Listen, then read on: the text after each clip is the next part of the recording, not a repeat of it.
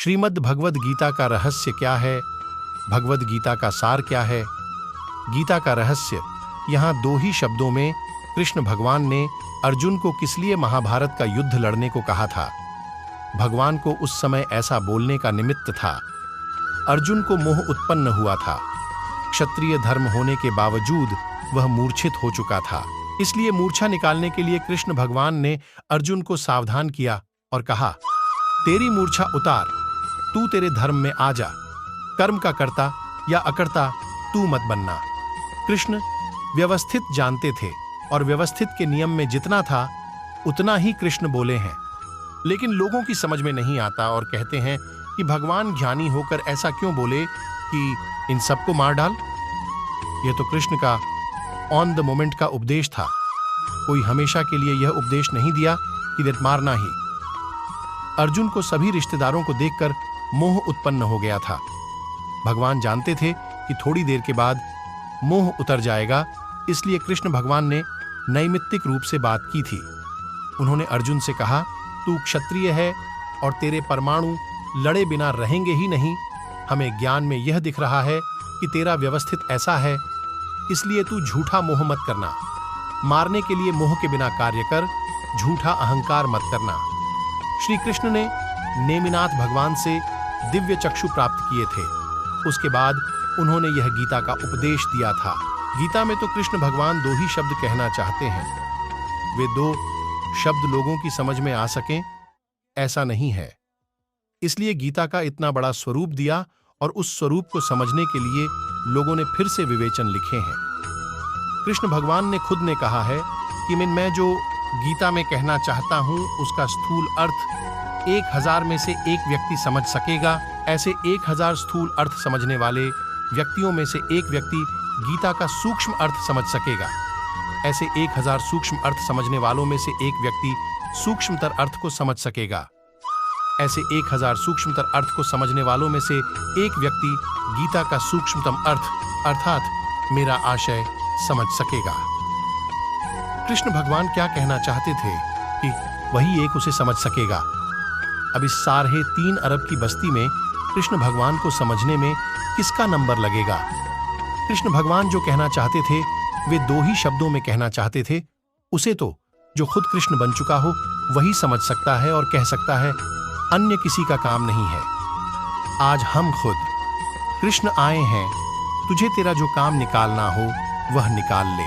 व्यक्ति मर जाए तब कहते हैं ना कि अंदर से चले गए। वह क्या है?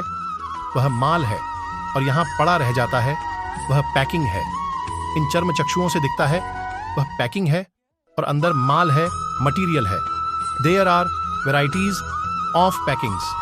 कोई आम का पैकिंग, कोई गधे का पैकिंग, तो कोई मनुष्य का पैकिंग या स्त्री का पैकिंग है, लेकिन अंदर माल शुद्ध है। एक सरीखा है सभी में। पैकिंग तो भले ही कैसा भी हो, सड़ा हुआ भी हो, लेकिन व्यापारी पैकिंग की जांच नहीं करता।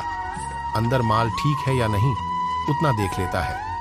उसी तरह हमें भी अंदर के माल के दर्शन कर लेने हैं। कृष्ण भगवान कहते हैं, अंदर जो माल है वही मैं खुद हूं, वे ही कृष्ण हैं। उन्हें पहचान तो निबेड़ा आएगा तेरा। बाकी लाख जन्म भी तू गीता के श्लोक गाएगा तो भी तेरा निबेड़ा नहीं आएगा। पैकिंग और माल, इन दो शब्दों में कृष्ण भगवान जो कुछ कहना चाहते थे वह है। और ये बुद्धिशाली लोग गीता का अर्थ करने जाते हैं, उसकी पुस्तकें निकालते हैं। मूलतः तो इन लोगों को अर्थ करना ही नहीं आता और बड़े बड़े विवेचन, टीकाएं लिखकर अर्थ निकालने गए हैं। बाकी लाख जन्म भी तू गीता के श्लोक गाएगा तो भी तेरा निबेड़ा नहीं आएगा। पैकिंग और माल, इन दो शब्दों में कृष्ण भगवान जो कुछ कहना चाहते थे वह है।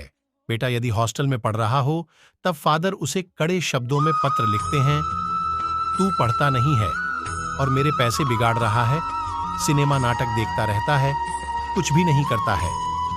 तब बेटा क्या करता है कि बाप का पत्र खुद के फ्रेंड को दिखाता है और कहता है कि यार देखना मेरे फादर कैसे हैं, जंगली हैं, लोभी हैं और क्रोधी हैं, कंजूस हैं। लड़का ऐसा क्यों कहता है? क्योंकि उसे फादर की बात समझ में नहीं आती। वह फादर का अंतराशय नहीं समझ सकता है। फादर और बेटे में मात्र 25 ही सालों का डिफरेंस है। फिर भी बाप का अंतराशय बेटा नहीं समझ पाता, तो फिर कृष्ण भगवान को गए तो 5000 साल हो गए। तो 5000 साल के डिफरेंस में कृष्ण भगवान का अंतराशय कौन समझ सकेगा? वह तो जो खुद कृष्ण भगवान हैं वे ही बता सकते हैं। महावीर के अंतराशय की बात कौन बता सकता है?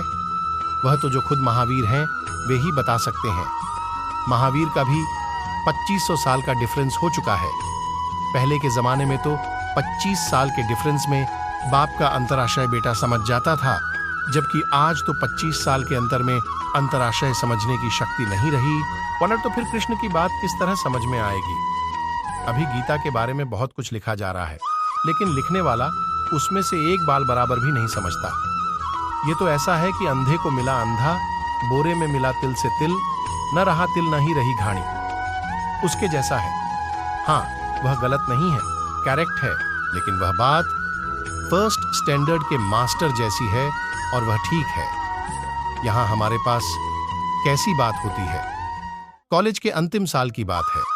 जैसे उसमें फर्स्ट स्टैंडर्ड की बात होती है, वैसे ही इसमें गीता के विवेचन की बात होती है। सिर्फ ज्ञानी पुरुष के पास ही सर्व शास्त्रों की यथार्थ बात मिल सकती है।